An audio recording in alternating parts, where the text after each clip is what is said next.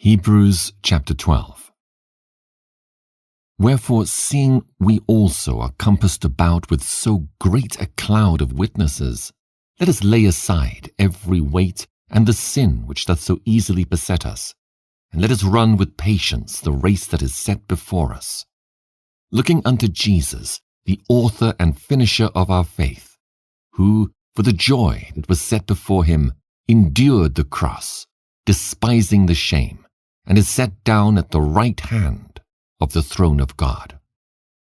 For consider him that endured such contradiction of sinners against himself, lest ye be wearied and faint in your minds. Ye have not yet resisted unto blood, striving against sin. And ye have forgotten the exhortation, which speaketh unto you as unto children. My son, despise not thou the chastening of the Lord, nor faint when thou art rebuked of him. For whom the Lord loveth, he chasteneth, and scourgeth every son whom he receiveth. If ye endure chastening, God dealeth with you as with sons.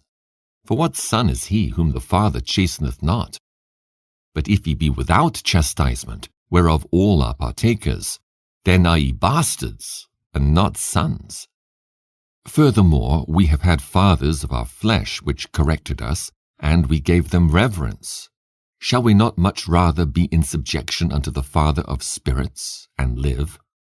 For they verily for a few days chastened us after their own pleasure, but he for our profit, that we might be partakers of his holiness. Now no chastening for the present seemeth to be joyous, but grievous. Nevertheless, afterward it yieldeth the peaceable fruit of righteousness unto them which are exercised thereby.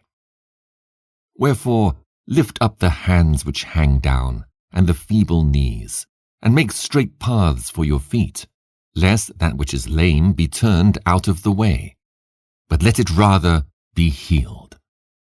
Follow peace with all men, and holiness, without which no man shall see the Lord, looking diligently, lest any man fail of the grace of God, lest any root of bitterness springing up trouble you, and thereby many be defiled, lest there be any fornicator or profane person, as Esau, who for one morsel of meat sold his birthright.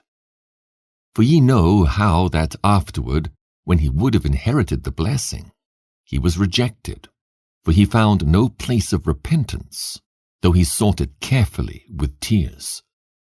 For ye are not come unto the mount that might be touched, and that burned with fire, nor unto blackness and darkness and tempest, and the sound of a trumpet, and the voice of words, which voice they that heard entreated that the word should not be spoken to them any more, for they could not endure that which was commanded.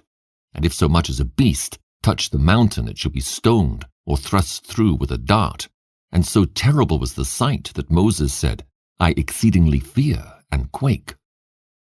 But ye are come unto Mount Sion, and unto the city of the living God, the heavenly Jerusalem, and to an innumerable company of angels, to the general assembly and church of the firstborn, which are written in heaven, and to God, the judge of all, and to the spirits of just men made perfect, and to Jesus, the mediator of the new covenant, and to the blood of sprinkling that speaketh better things than that of Abel. See that ye refuse not him that speaketh. For if they escaped not who refused him that spake on earth, much more shall not we escape, if we turn away from him that speaketh from heaven, whose voice then shook the earth. But now he hath promised, saying, Yet once more I shake not the earth only, but also heaven.